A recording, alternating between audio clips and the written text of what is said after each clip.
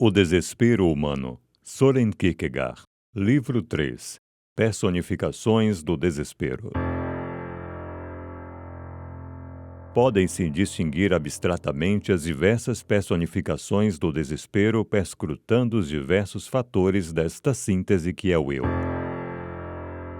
O eu é formado de finito e de infinito, mas a sua síntese é uma relação que, apesar de derivada, se relaciona consigo própria, o que é a liberdade. O eu é liberdade, mas a liberdade é a dialética das duas categorias do possível e do necessário. Não é menos necessário, por isso, considerar o desespero, principalmente sob a categoria da consciência. Segundo ele, é consciente ou não, difere de natureza. Quanto ao conceito, é-o com certeza sempre. Daí não se conclui, porém, que o indivíduo habitado pelo desespero e que, portanto, devemos designar, em princípio, como desesperado, tenha consciência de o ser. Deste modo, a consciência interior, é o fator decisivo. Decisivo sempre que se trata do eu. Ela dá a sua medida. Quanto mais consciência houver, tanto mais eu haverá, pois que, quanto mais ela cresce, mais cresce a vontade, e haverá tanto mais eu quanto maior for a vontade. Num homem sem vontade, o eu é inexistente, mas quanto maior for a vontade, maior será nele a consciência de si próprio. Capítulo 1. Do desespero considerado não sob o ângulo da consciência, mas apenas quanto aos fatores da síntese do eu. O desespero visto sob a dupla categoria do finito e do infinito. O eu é a síntese consciente de infinito e de finito em relação com ela própria, o que não se pode fazer senão contatando com Deus. Mas tornar-se si próprio é tornar-se concreto, coisa irrealizável no finito ou no infinito, visto o concreto em questão ser uma síntese. A evolução consiste, pois, em afastar-se indefinidamente de si próprio, numa infinitização. Pelo contrário, o eu que não se torna ele próprio permanece, saiba-o ou não, desesperado. Contudo, o eu está em evolução a cada instante da sua existência. Em potência, não tem existência real, e não é senão o que será. Enquanto não consegue tornar-se ele próprio, o eu não é ele próprio, mas não ser ele próprio é o desespero. O desespero da infinidade ou a carência de finito. Isto deriva da dialética da síntese do eu, na qual um dos fatores não cessa de ser o seu próprio contrário. Não se pode dar definição direta, ou seja, não dialética, de nenhuma forma de desespero. É sempre necessário que uma forma reflita o seu contrário. Pode-se descrever sem dialética o estado do desesperado no desespero, tal como fazem os poetas, deixando que ele próprio fale. Mas o desespero só se define pelo seu contrário, e para que tenha valor artístico, a expressão deve ter então no colorido como que um reflexo dialético do contrário. Portanto, em toda a vida humana que se julga já infinita e o quer ser, cada instante é desespero. Porque o eu é uma síntese de finito que delimita e de infinito que ilimita. O desespero que se perde no infinito é, portanto, imaginário, informe, porque o eu não tem saúde e não está livre de desespero, senão quando, tendo desesperado, transparente a si próprio, mergulha até Deus. É certo que o imaginário depende em primeiro lugar da imaginação, mas esta toca a seu turno no sentimento, no conhecimento, na vontade, de modo que é possível ter-se um sentimento, um conhecimento, um querer imaginários. A imaginação é geralmente o agente da infinitização. Não é uma faculdade como as outras, mas, por assim dizer, é o seu proteu. O que há de sentimento, conhecimento e vontade no homem depende, em última análise, do poder de sua imaginação, isto é, da maneira segundo a qual todas as faculdades se refletem, projetando-se na imaginação. Ela é a reflexão que cria o infinito. Por isso o velho Fichte tinha razão quando via nela, mesmo para o conhecimento, a origem das categorias. Assim como o eu, também a imaginação é reflexão, reproduz o eu e, reproduzindo, cria o possível do eu, e a sua intensidade é o possível de intensidade do eu. É o imaginário, em geral, que transporta o homem ao infinito, mas afastando-o apenas de si próprio e desviando-o assim de regressar a si próprio.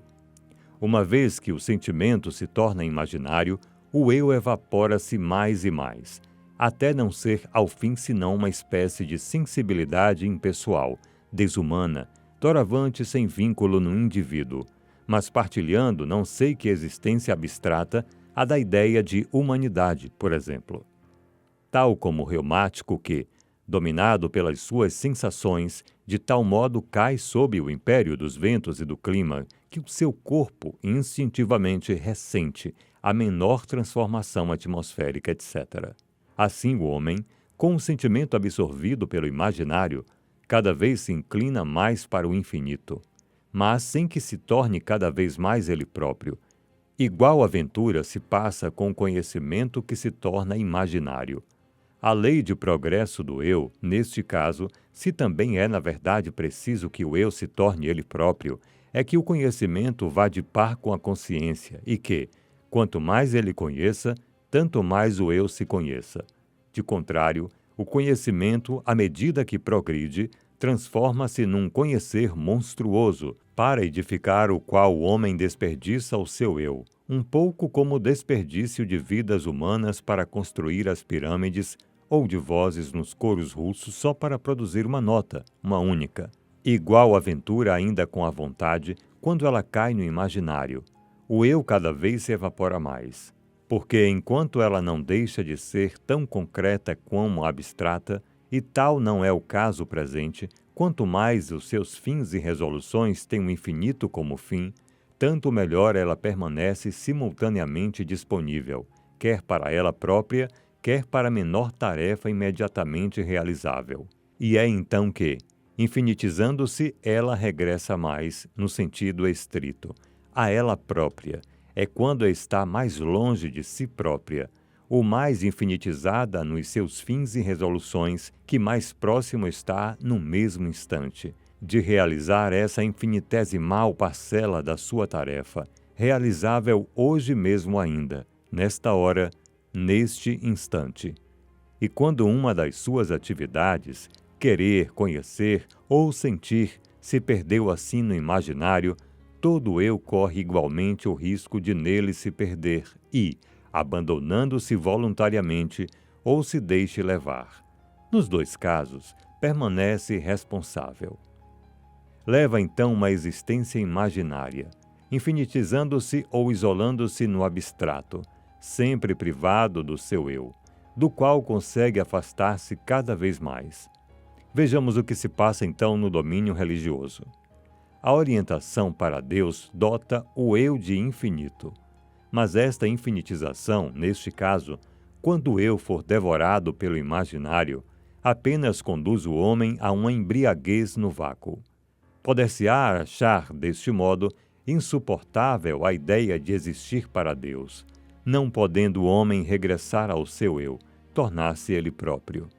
Um tal crente, sendo assim presa do imaginário, diria, para personificá-lo pelas suas próprias palavras, abre aspas, compreende-se que uma andorinha possa viver, pois não sabe que vive para Deus, mas sermos nós próprios a sabê-lo, e não só sobramos imediatamente na loucura e no nada.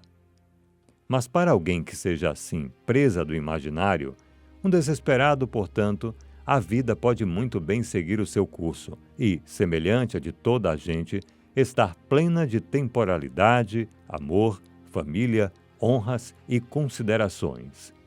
Talvez ninguém se aperceba de que, num sentido mais profundo, esse indivíduo carece de eu. O eu não é destas coisas a que o mundo dê muita importância. É com efeito aquela que menos curiosidade desperta e que é mais arriscado mostrar que se tem. O maior dos perigos, a perda desse eu, pode passar tão desapercebido dos homens como se tivesse nada acontecido. Nada há que faça tão pouco ruído, seja ela qual for, braço ou perna, fortuna, mulher, etc. nenhuma perda pode passar desapercebida. O desespero no finito ou a carência de infinito.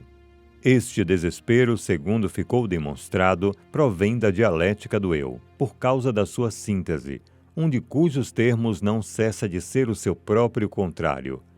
Carecer de infinito comprime e limita desesperadamente. Não se trata aqui, naturalmente, senão de estreiteza e de indigência morais. O mundo, pelo contrário, só fala de indigência intelectual ou estética ou de coisas indiferentes, que são as que mais o ocupam, porque a sua tendência é, com efeito, para dar um valor infinito às coisas indiferentes.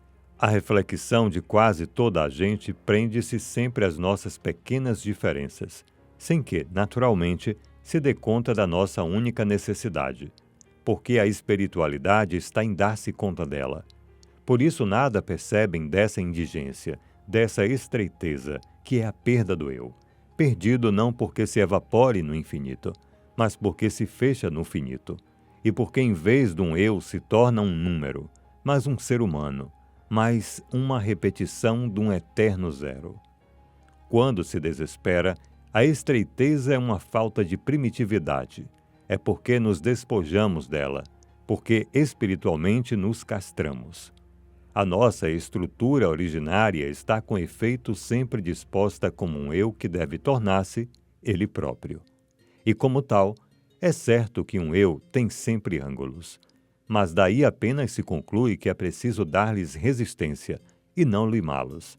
E de modo algum significa que, por receio de outrem, o eu deva renunciar a ser ele próprio ou não ousar sê-lo em toda a sua originalidade, mesmo com seus ângulos, essa originalidade na qual somos plenamente nós para nós próprios. Mas ao lado do desespero que as cega e se embrenha no infinito até a perda do eu, existe um de outra espécie, que se deixa como que frustrar do seu eu por outrem. A contemplar as multidões à sua volta, a encher-se com ocupações humanas, a tentar compreender os rumos do mundo. Este desesperado esquece-se a si próprio, esquece o seu nome divino, não ousa crer em si próprio e acha demasiado ousado sê-lo e muito mais simples e seguro assemelhar-se aos outros, ser uma imitação servil, um número confundido no rebanho. Esta forma de desespero passa perfeitamente desapercebida, a perder assim o seu eu. Um desesperado desta espécie adquire uma aptidão sem fim para ser bem visto em toda parte, para se elevar na sociedade. Aqui, nenhuma dificuldade. Aqui o eu e a sua infinitização deixaram de ser um entrave. Polido como um seixo, o nosso homem gira de um lado para o outro como moeda corrente. Bem longe de o tomarem por um desesperado, é precisamente um homem como a sociedade o quer. Em geral, a sociedade ignora, e isso explica-se quando há motivo para recear.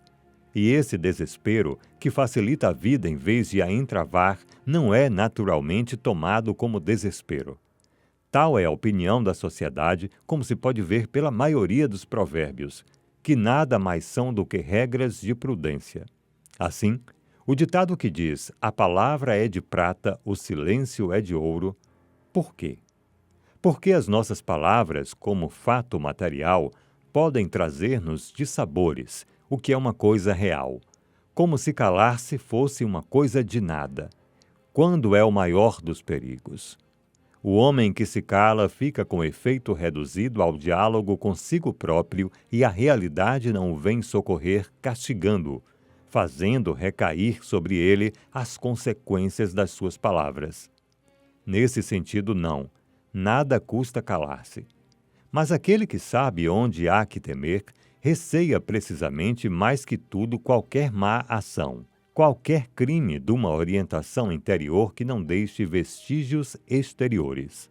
Aos olhos do mundo, o perigo está em arriscar, pela simples razão de se poder perder. Evitar os riscos, eis a sabedoria. Contudo, a não arriscar, que espantosa facilidade de perder aquilo que, arriscando, só dificilmente se perderia, por muito que se perdesse, mas de toda maneira nunca assim, tão facilmente, como se nada fora. A perder o quê? A si próprio. Porque se arrisco e me engano, seja. A vida castiga-me para me socorrer. Mas se nada arriscar, quem me ajudará? Tanto mais que nada arriscando no sentido mais lato, o que significa tomar consciência do eu, ganho ainda por cima todos os bens deste mundo e perco o meu eu. Assim é o desespero do finito. Um homem pode, com ele, levar perfeitamente uma vida temporal, humana em aparência, tendo os louvores dos outros, as honras, a estima e todos os bens terrestres.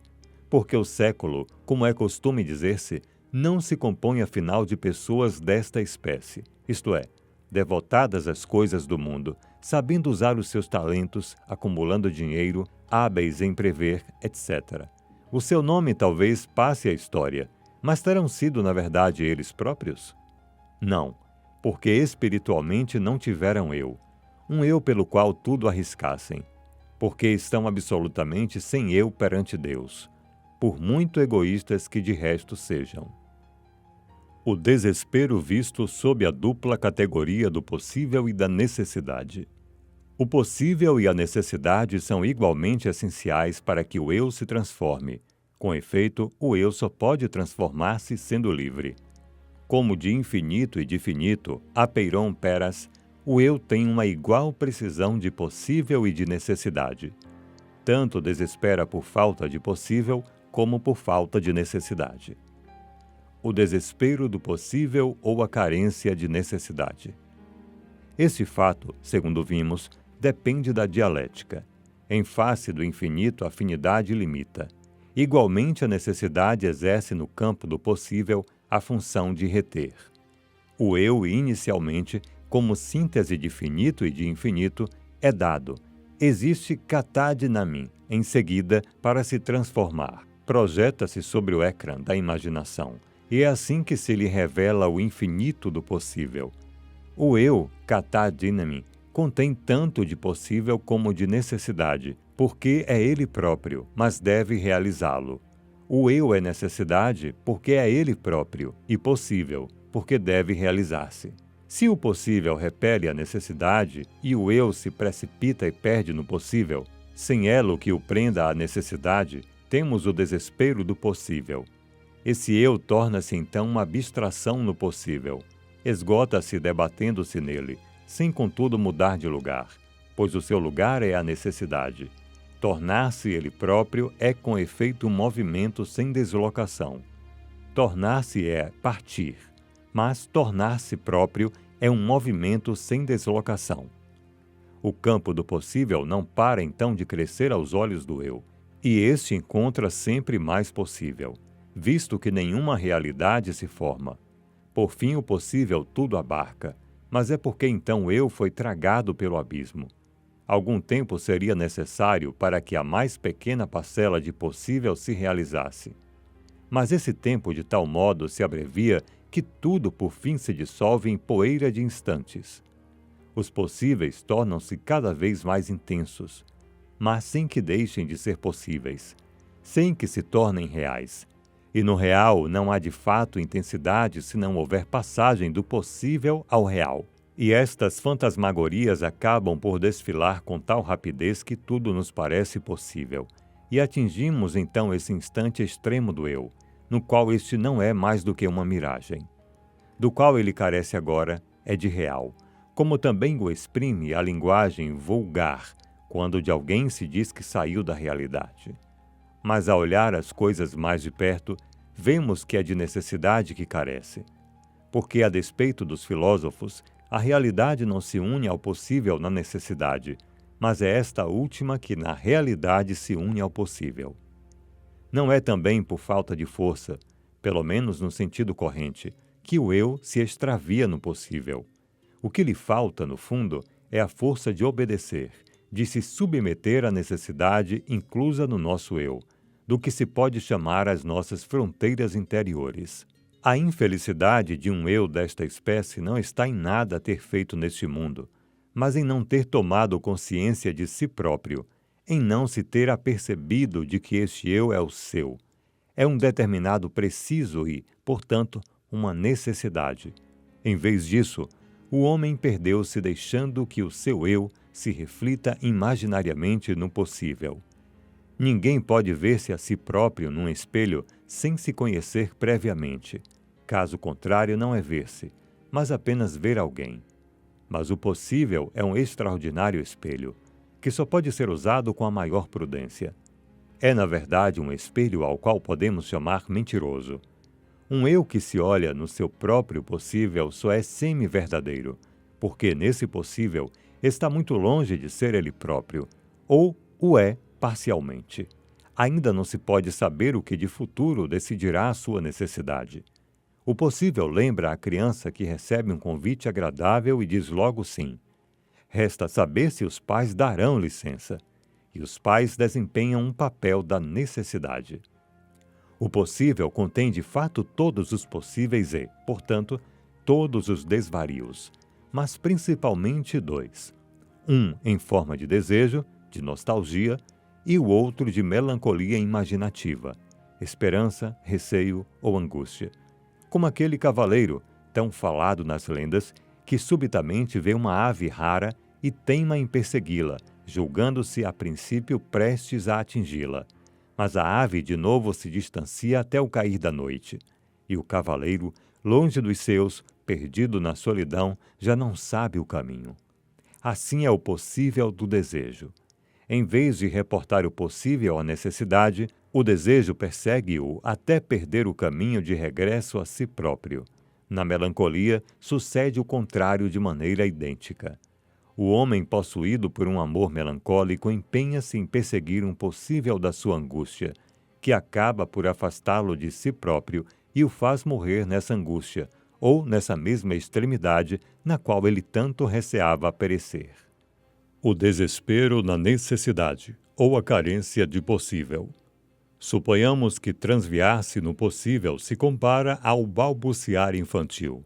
Carecer de possível será, assim, como ser mudo. A necessidade parece ser apenas de consoantes, mas o possível é necessário para pronunciá-las. Se ele falta, se o caso faz com que uma existência dele careça, essa existência será desesperada, e sê-lo-á a cada instante em que a carência se manifeste. Há, como é costume dizer-se, uma idade para a esperança, ou então, em certa época, em certo momento da vida estamos ou estivemos, disse, transbordantes de esperança ou de possível. Mas isso é palavreado que não contém verdade alguma, porque todo o esperar ou desesperar desta espécie não é ainda verdadeira esperança, nem verdadeiro desespero.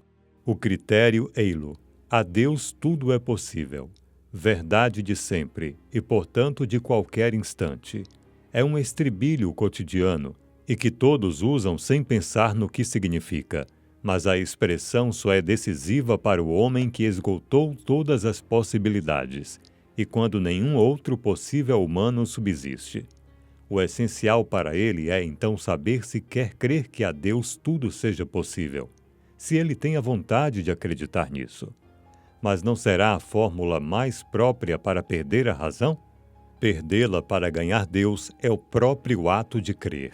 Suponhamos alguém nessas condições.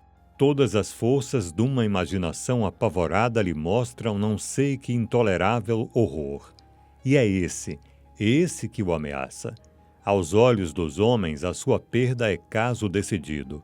E desesperadamente, o desespero da sua alma luta pelo direito de desesperar, pelo, se ouso dizer assim, vagar de desesperar, para o contentamento de todo o seu ser em instalar-se no desespero, até ao ponto de fazer recair a sua maior maldição sobre aquele que lhe quisesse impedir, segundo as palavras do poeta dos poetas, em Ricardo II. Maldito sejas, primo, que me desviaste daquele doce caminho ao qual eu estava para o desespero. A salvação é, portanto, o supremo impossível humano, mas a Deus tudo é possível. Esse é o combate da fé, a qual luta como louca pelo possível. Sem ele, com efeito, não há salvação. Perante um desmaio, grita-se: água, água de Colônia, gotas de Hoffmann. Mas perante alguém que desespera, grita-se: possível, possível, só o possível o pode salvar. Uma possibilidade. E o nosso desesperado recomeça a respirar, revive, porque sem possível, por assim dizer, não se respira. Por vezes basta para arranjá-lo o engenho humano, mas ao cabo, quando se trata de crer, um único remédio existe: a Deus tudo é possível. Este é o combate. A solução depende apenas de uma coisa: o combatente quer obter o possível. Quer ele crer? Entretanto, falando só humanamente, ele bem sabe que a sua perda é arquicerta. E é esse o movimento dialético da fé.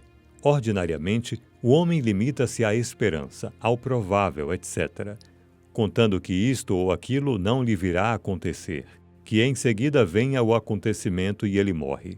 O temerário aventura-se a um perigo, cujo risco também depende de diversos fatores. Sobrevenha esse risco, ele desespera e sucumbe. O crente vê e apercebe-se da sua perda, no que sofreu ou no que ousou. Como homem, mas crê. É o que o livra de perecer. Deixa a Deus o modo de socorro e contenta-se em crer que a Deus tudo é possível. Crer na sua perda é-lhe impossível. Compreender que humanamente isso é a sua perda e acreditar ao mesmo tempo no possível é crer. É então que Deus vem em socorro do crente, livrando-o do horror, talvez pelo próprio horror, no qual inesperadamente, miraculoso, divino, se manifesta o socorro. Miraculoso, pois como crer que uma única vez, há 18 séculos, um homem tenha sido miraculosamente socorrido. A ajuda do milagre depende antes de mais de se ter tido a apaixonada compreensão da impossibilidade do socorro, e depois da lealdade para com esse poder que nos salvou. Mas, em regra, os homens não possuem um nem outro. Proclamam a impossibilidade do auxílio, sem mesmo se terem esforçado inteligentemente para o descobrir, e mentem depois como ingratos. No possível, tem o crente o eterno e seguro antídoto do desespero, porque Deus pode a todo instante. É essa a saúde da fé, que resolve as contradições. E uma destas é aqui a certeza humana da perda simultaneamente com a existência do possível. A saúde não será, em suma, o poder de resolver a contradição? Assim, no campo físico, uma corrente de ar é uma contradição, um disparate de frio e calor sem dialética, que um corpo saudável resolve sem dar por isso. Com a fé sucede o mesmo. Carecer do impossível significa que tudo se tornou para nós necessidade ou banalidade. O determinista, o fatalista são desesperados que perderam seu eu, porque para eles só há necessidade. Sucede-lhes o mesmo que aquele rei esfomeado, porque todos os alimentos se transformavam em ouro. A personalidade é uma síntese de possível e de necessidade. A sua duração depende, pois, como a respiração, de uma alternativa de inspiração e expiração. O eu do determinista não respira, visto que a necessidade pura é irrespirável e asfixia inteiramente o eu. O desespero do fatalista consiste em ter perdido o eu ao perder Deus. Carecer de Deus é carecer de eu.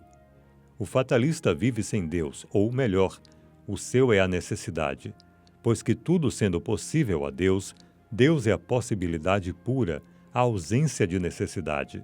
Consequentemente, o culto do fatalista é, quando muito, uma interjeição e, na sua essência, mutismo, muda submissão, impossibilidade de orar.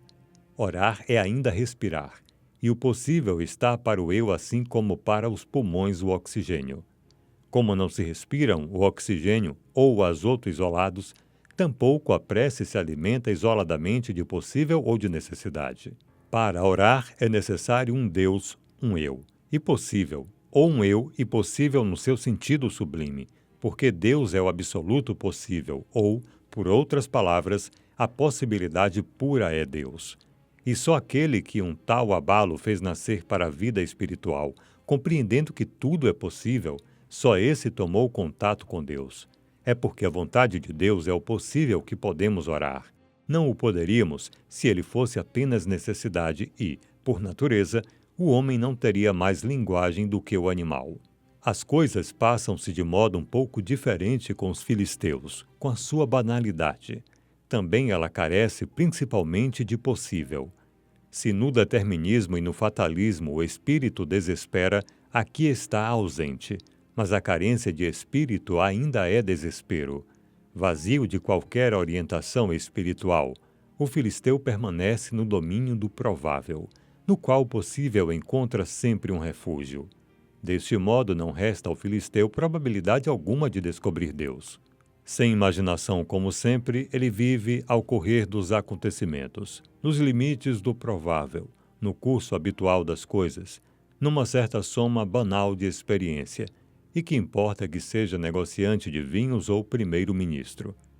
Assim o filisteu nem tem eu, nem Deus, porque para descobrir um e outro, é preciso que a imaginação nos mantenha acima dos valores do provável e, tornando possível o que ultrapassa a medida da experiência, nos ensine a esperar e temer ou a temer e esperar. Mas, imaginação, o filisteu não a tem nem a quer, detesta. Neste caso, pois, não há remédio possível, e se por vezes, à força de horrores, a existência o ajuda, ultrapassando a sua banal sabedoria de papagaio, ele desespera, isto é, vê-se bem que o seu caso era desespero, e que lhe falta o possível da fé para que possa, com a ajuda de Deus, salvar um eu da sua perda inevitável. Fatalistas e deterministas têm, pois, imaginação suficiente para desesperar do possível e suficiente possível para sentirem a sua insuficiência. Quanto ao filisteu, a banalidade tranquiliza-o. O seu desespero é o mesmo, quer as coisas corram bem ou mal. Fatalistas e deterministas carecem de possível para suavizar e acalmar, para temperar a necessidade. E desse possível, que lhe serviria de atenuante, carece o filisteu como reagente contra a ausência de espírito. A sua sabedoria, com efeito, gaba-se de dispor do possível e de ter retido a sua imensa elasticidade na armadilha do provável. Ela assim supõe, e o nosso filisteu passeia-o na gaiola do provável, exibe-o e julga-o seu dono, sem pensar que desse modo se engaiolou a si próprio, se tornou escravo da tolice e o último dos párias. E ao passo que aquele que se extravia no possível mantém a audácia do desespero e que aquele que só crê na necessidade se crispa desesperado e se desarticula no real, o filisteu triunfa no seu erro.